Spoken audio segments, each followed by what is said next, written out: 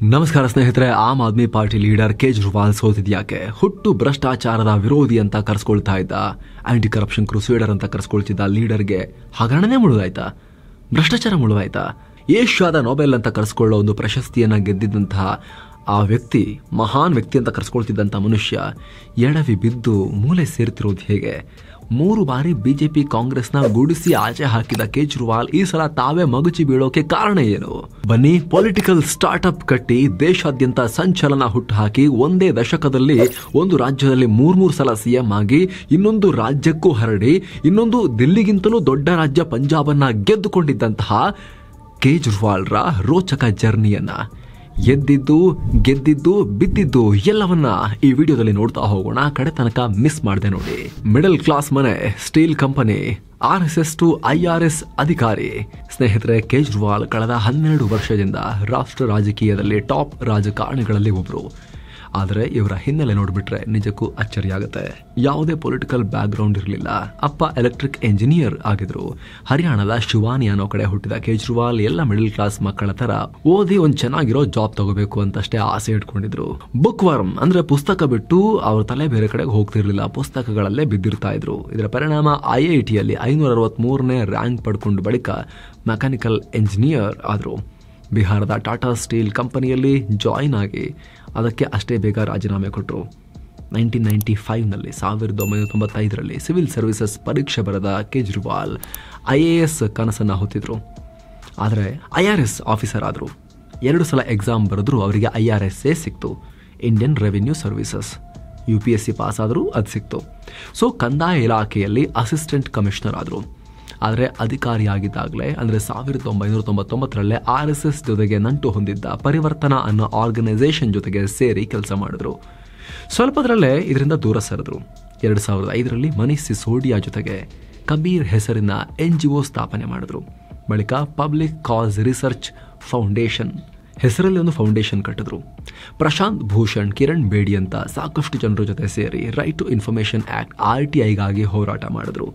2006ರಲ್ಲಿ ತಮ್ಮ ಸರ್ಕಾರಿ ಹುದ್ದೆಗೆ ರಾಜೀನಾಮೆ ಕೊಟ್ಟು ಕೇಜ್ರಿವಾಲ್ ಸಂಪೂರ್ಣ ಹೋರಾಟಕ್ಕೆ ಧುಮುಕ್ತೀನಿ ಅಂತ ಧುಮುಕಿದ್ರು. ಈ ಹೊತ್ತಲ್ಲಿ ಕೇಜ್ರಿವಾಲ್ಗೆ ಏಷ್ಯಾದ ನೊಬೆಲ್ ಅಂತ ಖ್ಯಾತವಾಗಿರೋ ರಾಮನ್ ಮ್ಯಾಗ್ಸೆಸೆ ಅವಾರ್ಡ್ ಬಂತು. ಜನರ ಪರವಾಗಿ ತುಂಬಾ ಕಾಳಜಿ ಇಟ್ಕೊಂಡಿದ್ದಾರೆ ಅಂತ ದೊಡ್ಡ ಪ್ರಮಾಣದಲ್ಲಿ ಹೆಸರು ಕೂಡ ಬರೋಕ್ ಶುರುವಾಯಿತು. ಇಲ್ಲಿ ಕೇಜ್ರಿವಾಲ್ಗೆ RTI ಜಾರಿಯಾದ ಯಶಸ್ಸೇನೋ ಸಿಕ್ತು. ಆದರೆ ಅದರಿಂದ ಭ್ರಷ್ಟರನ್ನ ಶಿಕ್ಷಿಸೋಕೆ ಆಗಲ್ಲ ಅಂತ ದೊಡ್ಡ ಆಂದೋಲನ ಹುಟ್ಟುಹಾಕೋಕೆ ಪ್ಲಾನ್ ಮಾಡಿದ್ರು. ಹೇಳಿ ಕೇಳಿ ಆಗ UPA 2 ನಡೀತಾ ಇತ್ತು. 2ನೇ ಅವಧಿಯಲ್ಲಿ UPA ದಿನ ಬೆಳಗಾದರೆ ಭ್ರಷ್ಟಾಚಾರಕ್ಕೆ ಸುದ್ದಿ ಮಾಡ್ತಾ ಇತ್ತು. ಕಲ್ಲಿದ್ದಲು ಹಗರಣ, ಕೋಲ್ಗೇಟ್, 2G, ಹೆಲಿಕಾಪ್ಟರ್, ಒಂದಾದ್ಮೇಲೊಂದು ಹಗರಣಗಳು ಬರೋಕ್ ಶುರುವಾದವು. ಜನರು ನಿಧಾನಕ್ಕೆ ಬೇಸತ್ತು ಹೋಗೋಕೆ ಶುರು ಮಾಡಿ ನಮ್ಮ ದೇಶದ ಕತೆ ಏನು ಅಂತ ಚರ್ಚೆ ಮಾಡೋಕೆ ಶುರು ಮಾಡಿದ್ರು. ಈ ಮೊಮೆಂಟಮ್ ಅನ್ನೇ ತಮ್ಮ ಅನುಕೂಲಕ್ಕೆ ಬಳಸಿಕೊಂಡ ಕೇಜ್ರಿವಾಲ್ ಭ್ರಷ್ಟಾಚಾರ ವಿರೋಧಿ ಅಭಿಯಾನ ನಡೆಸ್ತಾ ಇದ್ದ ಸಾಕಷ್ಟು ಸಣ್ಣ ಪುಟ್ಟ ಸಂಘಟನೆಗಳನ್ನು ಒಟ್ಟುಗೂಡಿಸಿದ್ರು.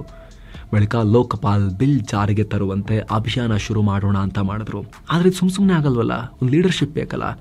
ಹೀಗಾಗಿ ಖ್ಯಾತನಾಮರಾಗಿದ್ದ ರವಿಶಂಕರ್ ಗುರೂಜಿ, ಮಾಜಿ ರಾಷ್ಟ್ರಪತಿ ಅಬ್ದುಲ್ ಕಲಾಂ ಸೇರಿ ಸಾಕಷ್ಟು ನಾಯಕರನ್ನ ಒಟ್ಟುಗೂಡಿಸ್ಕೊಂಡು ಹೋರಾಟ ಮಾಡೋಣ ಅಂತ ಕರೆದ್ರು. ಆದರೆ ಉಪವಾಸ ಮಾಡ್ತಾ ಕೂರಕ್ಕೆ ನನ್ನ ಕೈಲಿ ಸಾಧ್ಯ ಆಗಲ್ಲ, ನಾನು ಬೇರೆ ಕೆಲಸದಲ್ಲಿ ಬ್ಯುಸಿ ಇದ್ದೀನಿ, ನಾನು ಪೀಸ್ ಮೇಕರ್ ತರ ಬೇರೆ ಬೇರೆ ಕಡೆಗೆ ಹೋಗೋದಿರುತ್ತೆ ಅಂತ ಹೇಳಿ ರವಿಶಂಕರ್ ಗುರೂಜಿ ಉಪವಾಸ ಬಂದು ಕೂರೋಕೆ ಹಿಂದೇಟು ಹಾಕಿದ್ರು. ಅಬ್ದುಲ್ ಕಲಾಂ ರಾಷ್ಟ್ರಪತಿಯಾಗಿದ್ದ ಮನುಷ್ಯ, ದೇಶದ ಮುಖ್ಯಸ್ಥನಾಗಿ ಇದ್ದಂಥ ಮನುಷ್ಯ, ಸಾಂವಿಧಾನಿಕ ಮುಖ್ಯಸ್ಥನಾಗಿದ್ದಂಥ ಮನುಷ್ಯ. ಈಗ ಅಧಿಕಾರದಿಂದ ಇಳಿದ ತಕ್ಷಣ ಬಂದು ನಾನು ಒಂದು ಸರ್ಕಾರದ ವಿರುದ್ಧ ಜನರನ್ನ ಎತ್ತಿಕಟ್ಟಕ್ಕೆ ರೋಡಲ್ಲಿ ಕೂರ್ತೀನಿ ಅನ್ನೋದು ಸರಿಯಾಗಲ್ಲ. ಧ್ವನಿ ಎತ್ತಿದ್ದೀನಿ, ಬಟ್ ಈ ರೀತಿ ಬಂದು ನಿಮ್ಮ ಜೊತೆ ರೋಡಲ್ಲಿ ಸರ್ಕಾರದ ವಿರುದ್ಧ ನಾನು ನಿಂತ್ಕೊಳ್ತೀನಿ, ಅದು ಮಾಡೋಕ್ಕಾಗಲ್ಲ. ಆದರೆ ಬೆಂಬಲ ಇರುತ್ತೆ, ಹೋಗಿ ಅಂತ ಕಳಿಸಿದ್ರು ಅಬ್ದುಲ್ ಕಲಾಂ ಅವರು. ಕೇಜ್ರಿವಾಲ್ ಆಗ ಹುಡುಕಿದ್ದು ಮಹಾರಾಷ್ಟ್ರದಲ್ಲಿ ಗಾಂಧಿವಾದಿಯಾಗಿ ಸ್ಥಳೀಯ ಮಟ್ಟದಲ್ಲಿ ಹೆಸರು ಮಾಡಿದ್ದ, ಪದ್ಮಭೂಷಣರಾಗಿದ್ದ, ಹೋರಾಟದ ಮೂಲಕ ಪದ್ಮಭೂಷಣರಾಗಿದ್ದ ಅಣ್ಣಾ ಹಜಾರೆ ಅನ್ನೋ ಗಾಂಧಿವಾದಿಯ ಕಡೆ. ಸರಳ ವ್ಯಕ್ತಿ, ಮಾಜಿ ಸೈನಿಕ, ಸೇನೆಯಲ್ಲಿ ಕೆಲಸ ಮಾಡಿದ್ದಂಥ ಮನುಷ್ಯ.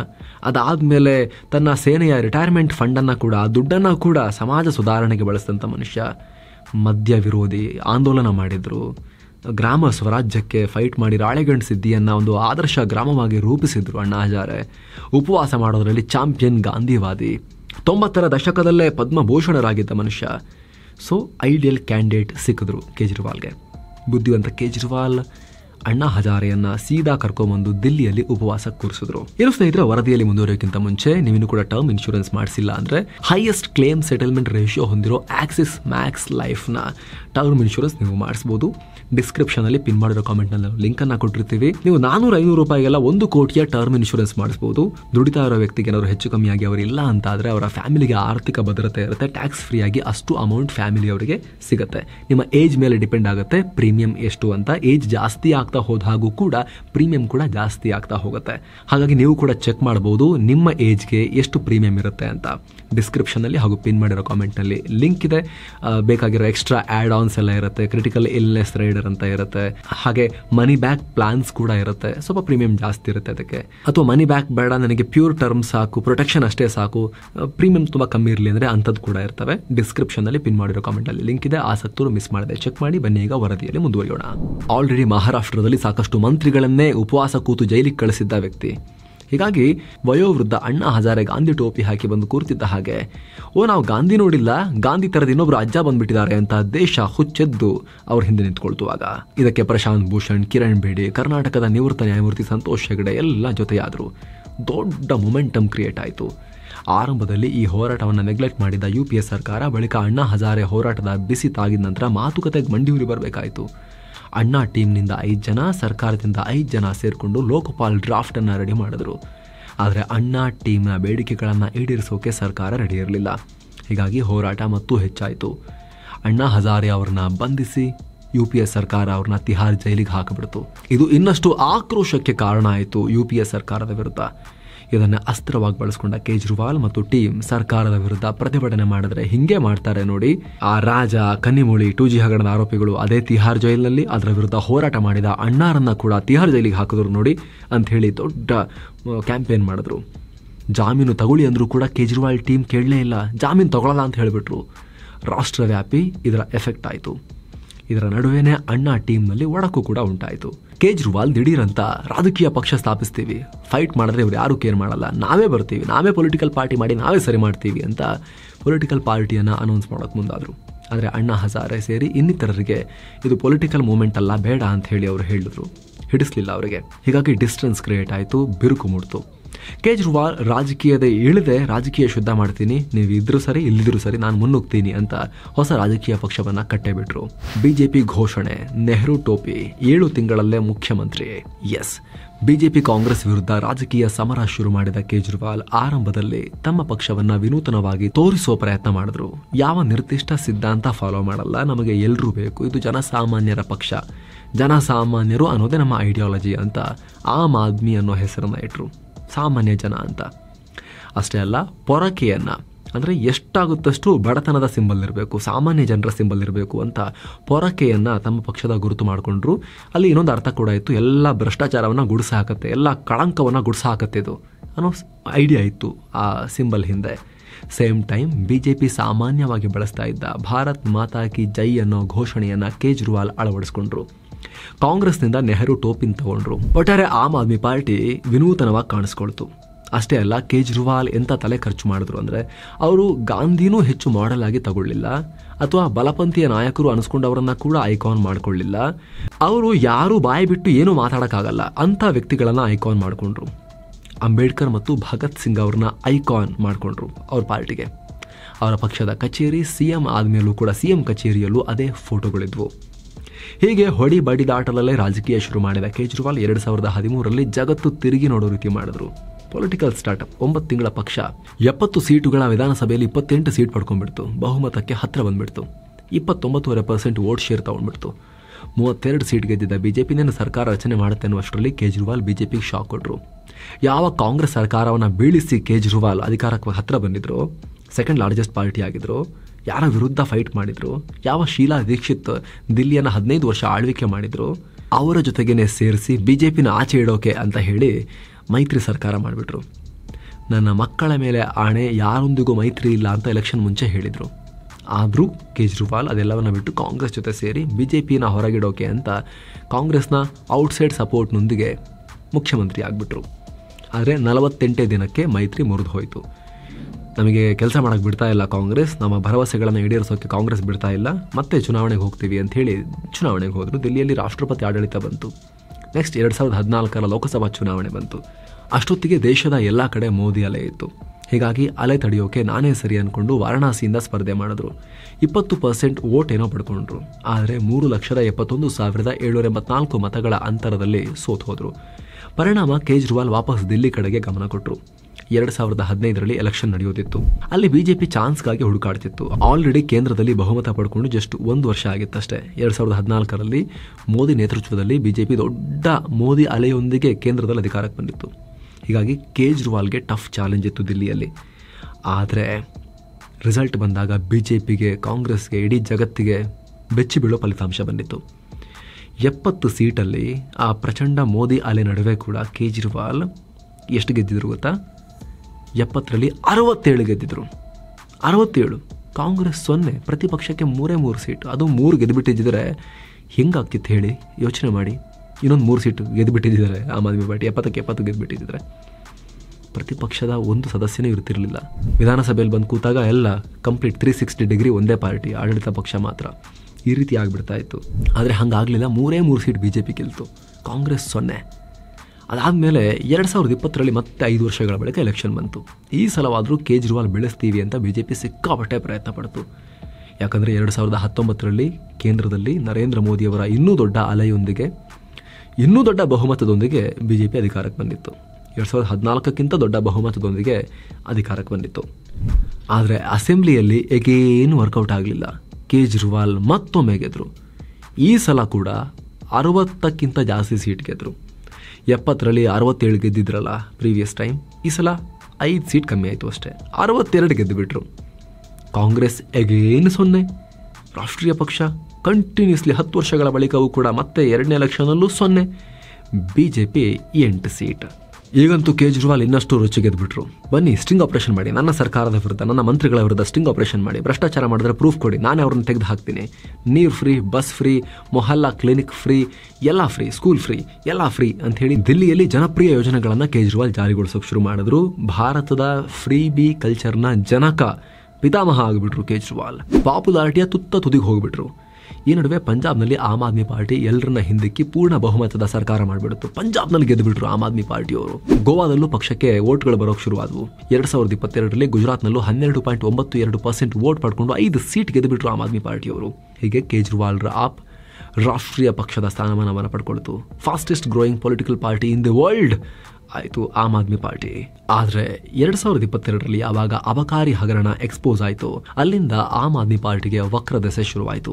ಹಾಗೆ ನೋಡಿದ್ರೆ ಕೇಜ್ರಿವಾಲ್ ವಿರುದ್ಧ ಇದೇನು ಮೊದಲ ಆರೋಪ ಆಗಿರಲಿಲ್ಲ. ಈ ಮುಂಚೆ ನಿತಿನ್ ಗಡ್ಕರಿ ಅವ್ರನ್ನ ಭ್ರಷ್ಟ ಅಂತ ಹೇಳಿ ಆರೋಪ ಮಾಡಿ ಆಮೇಲೆ ಸಾಕ್ಷಿ ಕೊಡ್ಲಿಕ್ಕಾಗದೆ ಕೋರ್ಟಿಗೆ ಹೋಗಿ ಗಡ್ಕರಿ ಹತ್ರ ಆಮೇಲೆ ಕೇಜ್ರಿವಾಲ್ ಕೋರ್ಟಲ್ಲೇ ಸಾರಿ ಕೇಳಿದ್ರು, ಕ್ಷಮೆ ಕೇಳಿದ್ರು, ನಿಮ್ಮನ್ನು ಭ್ರಷ್ಟ ಅಂತ ಹೇಳಿದಕ್ಕೆ ಕ್ಷಮಾಪಣೆ ಇರಲಿ ಅಂತ. 2021ರಲ್ಲಿ ಕೋವಿಡ್ ಟೈಮ್ನಲ್ಲಿ ಸಿಂಗಪೂರ್ ವೇರಿಯಂಟ್ ಇದೆ ಅಂತ ಹೇಳಿ ವಿವಾದ ಮಾಡಿದ್ರು. ಸಿಂಗಪೂರ್ ಹೆಲ್ತ್ ಮಿನಿಸ್ಟ್ರಿ ಕೇಜ್ರಿವಾಲ್ದು ಬೇಜವಾಬ್ದಾರಿತ ಹೇಳಿಕೆ ಅಂತ ಕ್ಲಾಸ್ ತಗೊಂಡಿತ್ತು. ಅತ್ತ ಕೇಜ್ರಿವಾಲ್ ಖಲಿಸ್ತಾನಿಗಳಿಂದ $16 ಮಿಲಿಯನ್ ಫಂಡಿಂಗ್ ಮಾಡಿಸ್ಕೊಂಡಿದ್ದಾರೆ ಅನ್ನೋ ಆರೋಪವೂ ಬಂತು. ಖುದ್ದು ದಿಲ್ಲಿ ಲೆಫ್ಟಿನೆಂಟ್ ಗವರ್ನರ್ ತನಿಖೆಗೆ ಆದೇಶ ಕೊಟ್ಟಿದ್ರು. ಹೀಗೆ ಒಂದರ ಹಿಂದೊಂದು ಆರೋಪಗಳು ಕೇಜ್ರಿವಾಲ್ ಮೇಲೆ ಬಂದಿದ್ವು. ಆದರೆ ಅಬಕಾರಿ ಹಗರಣ ಆಮ್ ಆದ್ಮಿ ಪಾರ್ಟಿಯನ್ನು ಕಾಡಿದ ರೀತಿ ಇನ್ನು ಯಾವುದು ಕಾಡಲಿಲ್ಲ. ಕೇಜ್ರಿವಾಲ್ರ ಬ್ರೇನ್ ತರ ಇದ್ದ ಮನೀಶ್ ಸಿಸೋಡಿಯಾ ಜೈಲಿಗೆ ಹೋದ್ರು. 1 ವರ್ಷಕ್ಕೂ ಅಧಿಕ ಕಾಲ ಜೈಲಿನಲ್ಲಿದ್ರು. ಹೆಲ್ತ್ ಮಿನಿಸ್ಟರ್ ಸತ್ಯೇಂದ್ರ ಜೈನ್ ಜೈಲು ಪಾಲಾದ್ರು. ಖುದ್ದು ಕೇಜ್ರಿವಾಲ್ ಕೂಡ ಇದರಲ್ಲಿ ಮಾಸ್ಟರ್ ಮೈಂಡ್ ಅಂತ ಅರೆಸ್ಟ್ ಆಗಿ ಜೈಲು ಪಾಲಾದ್ರು. ದೇಶದ ಇತಿಹಾಸದಲ್ಲೇ ಅಧಿಕಾರ ಇದ್ದಾಗ ಅರೆಸ್ಟ್ ಆದ, ಜೈಲಿಗೆ ಹೋಗಿನೂ ಮುಖ್ಯಮಂತ್ರಿಯಾಗಿ ಉಳಿದ ಮೊದಲ ಸಿಎಂ ಅಂತ ಕರೆಸ್ಕೊಂಡ್ರು. ಭ್ರಷ್ಟರ ವಿರುದ್ಧ ಹೋರಾಟ ಅಂತ ಹೇಳಿ ರಾಜಕೀಯಕ್ಕೆ ಬಂದ ಕೇಜ್ರಿವಾಲ್ ಹಣೆಗೆ ಭ್ರಷ್ಟತೆಯ ಸೀಲ್ ಬಿತ್ತು. ಇದರ ಮಧ್ಯೆ ಶೀಶ್ ಮಹಲ್ ಆರೋಪ ಬಂತು. ಕರ್ಟನ್ಗೆ 96 ಲಕ್ಷ ಟೋಟಲ್, ಮನೆಗೆ ಕರ್ಟನ್ಗೆ ಒಂದೊಂದು ಕರ್ಟನ್ಗೆ 10 ಲಕ್ಷ ರೂಪಾಯಿ, ಟೋಟಲ್ 96 ಲಕ್ಷ ರೂಪಾಯಿ ಬರೀ ಕರ್ಟನ್ಗೆ ಖರ್ಚು ಮಾಡಿದ್ರು ದಿಲ್ಲಿಯಲ್ಲಿ ಅವ್ರ ಮನೆಗೆ, ಸರ್ಕಾರಿ ದುಡ್ಡನ್ನ. ಇದು ದೇಶದ ಜನರನ್ನ ದಂಗು ಬಡಿಸ್ತು. ವಾಗನಾರ್ ಕಾರಲ್ಲೇ ಇರ್ತೀನಿ, ನಾನು ಮಿಡಲ್ ಕ್ಲಾಸ್ ಜೀವನವನ್ನೇ ಮಾಡ್ತೀನಿ ಅಂತ ಹೇಳಿದ್ರು ಕೇಜ್ರಿವಾಲ್. ಆಮೇಲೆ ತನ್ನ ಸ್ವಂತ ಸಂಬಳದ ದುಡ್ಡಲ್ಲಿ ಖರ್ಚು ಮಾಡಿದರೆ ಅಷ್ಟೊಂದು ಪ್ರಾಬ್ಲಮ್ ಆಗ್ತಿರಲಿಲ್ಲ. ಆದರೆ ಇವರು ಸರ್ಕಾರಿ ದುಡ್ಡಲ್ಲಿ, ಟ್ಯಾಕ್ಸ್ ಪೇಯರ್ಸ್ ಮನೆಯಲ್ಲಿ 50 ಕೋಟಿ ಖರ್ಚು ಮಾಡಿ ಮನೆಯನ್ನು ರೆನೋವೇಟ್ ಮಾಡಿಕೊಂಡ್ರು. ಅದರಲ್ಲೂ ವಸ್ತುಗಳಿಗೆ ಬಳಸಿದ ರೀತಿ, ಕರ್ಟನ್ಗೆ ನಿಯರ್ಲಿ 1 crore rupees, 96 ಲಕ್ಷ ರೂಪಾಯಿ, ಒಂದೊಂದು ಸೆಟ್ ಕರ್ಟನ್ಗೆ 10 ಲಕ್ಷ ರೂಪಾಯಿ ಎಲ್ಲ ಬಳಸಿದ್ದು. ಇದು ದಿಲ್ಲಿ ಜನರನ್ನ ದಂಗು ಬಡಿಸ್ಬಿಡ್ತು. ಒಟ್ಟಾರೆ ಮಫ್ಲರ್ ಹಾಕೊಂಡು, ಅಂಕಲ್ ಸ್ವೆಟರ್ ಹಾಕೊಂಡು, ಕೆಂಪು ಗಾಂಧಿ ಟೋಪಿ ಹಾಕೊಂಡು ಬೀದಿಲಿ ಕೂತ್ಕೊಂಡಿರ್ತೀನಿ, ಫೈಟ್ ಮಾಡ್ತೀನಿ ನಾನು. ರೋಡಲ್ಲೇ ಮಲಗಿದ್ರು ಕೇಜ್ರಿವಾಲ್ ಒಂದ್ಸಲ. ಲಿಟ್ರಲಿ ಚಾಪೆ ಹಾಸ್ಕೊಂಡು ರೋಡಲ್ಲೇ ಮಲಗಿಬಿಟ್ಟಿದ್ರು ಪ್ರೊಟೆಸ್ಟ್ ಅಂತ ಹೇಳಿ. ಚಾಂಪಿಯನ್ ಪ್ರತಿಭಟನಾಕಾರ. ಆ ರೀತಿ ಬಂದಂಥ ಕೇಜ್ರಿವಾಲ್, ಸಾಮಾನ್ಯ ವ್ಯಕ್ತಿ ಅಂತ ಬಂದಂಥ ಕೇಜ್ರಿವಾಲ್ ನಿಧಾನಕ್ಕೆ ಎಲ್ಲರ ಥರನೇ ಇವರು ಅಂತ ಹೇಳೋ ರೀತಿಲಿ ಆಯಿತು ದಿಲ್ಲಿಯಲ್ಲಿ. ಇದರ ಪರಿಣಾಮ ಈಗ ಸ್ವಕ್ಷೇತ್ರದಲ್ಲೂ ಕೇಜ್ರಿವಾಲ್ ಸೋತ್ ಹೋಗಿದ್ದಾರೆ. ಸರ್ವೆಗಳು ಬಂದಾಗಲೂ ಕೂಡ ಆಮ್ ಆದ್ಮಿ ಪಾರ್ಟಿ ಸೋಲುತ್ತೆ, ಬಿಜೆಪಿ ಗೆಲ್ಲುತ್ತಂತೆ ಅಂತ ಬಂದಾಗಲೂ ಕೂಡ ಯಾರು ಕೇಜ್ರಿವಾಲ್ ಸೋತ್ ಹೋಗ್ತಾರೆ ಅಂತ ಅನ್ಕೊಂಡಿರ್ಲಿಲ್ಲ. 3,000 ಚಿಲ್ಲರೆ ಮತಗಳ ಅಂತರದಲ್ಲಿ ಖುದ್ದು ಕೇಜ್ರಿವಾಲ್, ದಿಲ್ಲಿಯ ಕೇಜ್ರಿವಾಲ್ ಸೋತ್ ಹೋಗಿದ್ದಾರೆ. ಅವರ ವಿಧಾನಸಭಾ ಸೀಟನ್ನೇ ಸೋತ್ ಹೋಗಿದ್ದಾರೆ. ಇದು ಬರೀ ಆಮ್ ಆದ್ಮಿ ಪಾರ್ಟಿಯವರಿಗೆ ಮಾತ್ರ ಅಲ್ಲ, ಇಡೀ ದೇಶದ ಎಲ್ಲ ರಾಜಕಾರಣಿಗಳಿಗೂ ದೊಡ್ಡ ಇದು ಶಾಕರ್. ಇದು ಕಲಿಬೇಕಾಗಿರೋ ಪಾಠ ತುಂಬಾ ಇದೆ ಅನ್ನೋದರ ಸಂದೇಶ ಇದು. ಒಂದು ಬಿಟ್ ಪ್ಲೇ ಮಾಡ್ತೀವಿ ನೋಡಿ. मैं नरेंद्र मोदी जी को कहना चाहता हूं, मोदी जी इस जन्म में तो आप हमको नहीं हरा सकते दिल्ली के अंदर आम आदमी पार्टी को. ನೋಡಿ, ಈ ತರ ಹೇಳಿದ್ರು ಕೇಜ್ರಿವಾಲ್. ಈಗ ಆಮ್ ಆದ್ಮಿ ಪಾರ್ಟಿ ಸೋಲ್ಸೋದ್ ಬಿಡಿ, ಅವರೇ MLA ಸೀಟನ್ನು ಸೋತ್ ಹೋಗಿದ್ದಾರೆ ಕೇಜ್ರಿವಾಲ್. ಹಾಗಿದ್ರೆ ಕೇಜ್ರಿವಾಲ್ ಕತೆ ಮುಂದೇನು? ಇದು ಯಕ್ಷ ಪ್ರಶ್ನೆ. ಯಾಕಂದ್ರೆ ಸದನಕ್ಕೆ ಹೋಗೋಕ್ಕೂ ಜನ ಅವಕಾಶ ಮಾಡಿಲ್ಲ. ಇಲ್ಲಾಂದ್ರೆ ವಿಪಕ್ಷ ನಾಯಕರಾಗಿ ಬಿಜೆಪಿ ವಿರುದ್ಧ ಹೋರಾಟ ಮಾಡ್ಬೋದಾಗಿತ್ತು. ಅವರು ಅಪೋಸಿಷನ್ ಲೀಡರ್ ಆಗಿ ಸೌಂಡ್ ಮಾಡ್ತಾ ಇರ್ಬೋದಾಗಿತ್ತು. ಅದೂ ಇಲ್ಲ. ಈಗ ಜನಪ್ರತಿನಿಧಿ ಆಗಿರೋಕ್ಕೂ ಅವಕಾಶ ಇಲ್ಲ. ರಾಜ್ಯಸಭೆಗೆ ಆಯ್ಕೆ ಆಗೋಕ್ಕೂ ಕೂಡ ಪಂಜಾಬ್ನಲ್ಲಿ 2028 ತನಕ ಯಾವುದೇ ಸೀಟ್ ಖಾಲಿ ಇಲ್ಲ. ಪಂಜಾಬ್ನಿಂದ ಎಲ್ಲ ಫಿಲ್ ಆಗಿ ಹೋಗಿದೆ ಆಲ್ರೆಡಿ. ಅಥವಾ ಪಕ್ಷದ ಸಂಘಟನೆಯಲ್ಲೇ ಕಾಲ ಕಳೀತಾರ. ದಿಲ್ಲಿಗೆ ಸೀಮಿತವಾಗಿದ್ದ ಅವರ ಪಾರ್ಟಿಯನ್ನ ರಾಷ್ಟ್ರ ಮಟ್ಟ ಕಟ್ಟೋಕೆ ಮತ್ತೆ ಗ್ರೌಂಡ್ ಲೆವೆಲ್ನಿಂದ 2010-11 ಟೈಮ್ನಲ್ಲಿ ಯಾವ ರೀತಿ ಫೈಟ್ ಮಾಡಿದ್ರು ಅದೇ ರೀತಿ ಕೇಜ್ರಿವಾಲ್ ಮಾಡ್ತಾರ? ಮತ್ತೆ ಕೇಜ್ರಿವಾಲ್ಗೆ ಕಮ್ಬ್ಯಾಕ್ ಮಾಡೋಕೆ ಅವಕಾಶ ಸಿಗುತ್ತಾ? ಸ್ಪಷ್ಟ ಇಲ್ಲ. 2011, 12, 13 ಕೇಜ್ರಿವಾಲ್ ಅನ್ನ ನೋಡಿದವರಿಗೆ ಆ ಇಮೇಜ್ ನೆನಪು ಮಾಡ್ಕೊಂಡ್ರೆ ಡೆಫಿನೆಟ್ಲಿ ಕೇಜ್ರಿವಾಲ್ ಒಬ್ಬ ಫೈಟರ್, ಕಮ್ ಬ್ಯಾಕ್ ಮಾಡ್ಬೋದು. ಈ ಪೊಲಿಟಿಕಲ್ ಎಕ್ಸ್ಪೆರಿಮೆಂಟ್ ಸಾಯಬಾರದು. ಭಾರತದಲ್ಲಿ ಯಾರು ಬೇಕಾದರೂ ಸಾಮಾನ್ಯ ಜನ ಕೂಡ ಪೊಲಿಟಿಕಲ್ ಪಾರ್ಟಿ ಮಾಡಿ ಸಕ್ಸಸ್ ಕಾಣಬಹುದು ಅನ್ನೋದಕ್ಕೆ ಎಕ್ಸಾಂಪಲ್ ಆಗಿತ್ತು, ಉಳಿಬೇಕು ಅಂತ ಅನ್ಸುತ್ತೆ. ಆ ಇಮೇಜ್ ಅನ್ನ, ಆ ದಿನಗಳನ್ನ ನೆನಪು ಮಾಡ್ಕೊಂಡವರಿಗೆ ಯಾರಿಗಾದ್ರೂ ಕೂಡ ಅನ್ಸುತ್ತೆ. ಆದರೆ ಈ ದೃಶ್ಯಗಳನ್ನು ನೋಡಿದಾಗ, ಕೇಜ್ರಿವಾಲ್ರ ಈ 96 ಲಕ್ಷ ರೂಪಾಯಿಯ ಕರ್ಟನ್ಗಳನ್ನು ನೋಡಿದಾಗ ಗೊತ್ತಿಲ್ಲ, ಏನಾಗುತ್ತೋ ಗೊತ್ತಿಲ್ಲ ಅಂತ ಅನ್ಸುತ್ತೆ. ನೋಡ್ಬೇಕು ಕೇಜ್ರಿವಾಲ್ ಲಾಸ್ಟ್ 3-4 ವರ್ಷಗಳ ಕೇಜ್ರಿವಾಲ್ ಆಗಿ ಜೀವನ ಕಳೆದು ಬಿಡ್ತಾರೆ ಮುಂದಿನ ಜೀವನವನ್ನು, ಅಥವಾ 2010ರಿಂದ 14 ಆ 4 ವರ್ಷಗಳ ಅವಧಿಯ ಕೇಜ್ರಿವಾಲ್ ಏನಿತ್ತು ಆ ಅವಧಿಯ ಕೇಜ್ರಿವಾಲ್ ಮತ್ತೆ ಆಗ್ತಾರಾ ಗೊತ್ತಿಲ್ಲ. ನೋಡ್ಬೇಕೇನಾಗುತ್ತೆ ಅಂತ ಹೇಳಿ. ನಿಮ್ಮ ಒಪಿನಿಯನ್ ಏನು ಕಾಮೆಂಟ್ ಮಾಡಿ ತಿಳಿಸಿ. ಮತ್ತೆ ಭೇಟಿ ಆಗ್ತಿರೋಣ. ಜೊತೆಗೊಂದು ಕ್ವಿಕ್ ರಿಮೈಂಡರ್, ಆಗಲೇ ಹೇಳಿದ್ವಲ್ಲ ಟರ್ಮ್ ಇನ್ಶೂರೆನ್ಸ್ ಬಗ್ಗೆ. ಹೈಯೆಸ್ಟ್ ಕ್ಲೇಮ್ ಸೆಟಲ್ಮೆಂಟ್ ರೇಷಿಯೋ ಹೊಂದಿರೋ ಕಂಪನಿಯ ಟರ್ಮ್ ಇನ್ಶೂರೆನ್ಸ್ ಮಾಡಿಸೋಕೆ, ನಿಮ್ಮ ಫ್ಯಾಮಿಲಿಗೆ ಆರ್ಥಿಕ ಭದ್ರತೆಯನ್ನು ಒದಗಿಸೋಕೆ ಡಿಸ್ಕ್ರಿಪ್ಷನ್ ಮತ್ತು ಪಿನ್ ಮಾಡಿರೋ ಕಾಮೆಂಟ್ನಲ್ಲಿ ಲಿಂಕ್ ಇದೆ. ನೀವು ಹೋಗಿ ಪೂರ್ಣ ಮಾಹಿತಿಯನ್ನು ಪಡ್ಕೊಂಡು ಬೇಕಾಗಿರೋ ಆ್ಯಡ್ ಆನ್ಸನ್ನು ಕೂಡ ಆ್ಯಡ್ ಮಾಡಿಕೊಂಡು ನಿಮ್ಮ ಫ್ಯಾಮಿಲಿಗೆ ನಿಮ್ಮ ಅನುಪಸ್ಥಿತಿಯಲ್ಲೂ ಕಂಪ್ಲೀಟ್ ಪ್ರೊಟೆಕ್ಷನ್ ಸಿಗೋ ರೀತಿಯಲ್ಲಿ, ಆರ್ಥಿಕ ಭದ್ರತೆ ಸಿಗೋ ರೀತಿಯಲ್ಲಿ ನೀವು ಟರ್ಮ್ ಇನ್ಶೂರೆನ್ಸ್ ಮಾಡಿಸ್ಬೋದು. Thank you so much. ಮತ್ತೆ ಭೇಟಿ ಆಗ್ತಿರೋಣ. ನಮಸ್ತೆ.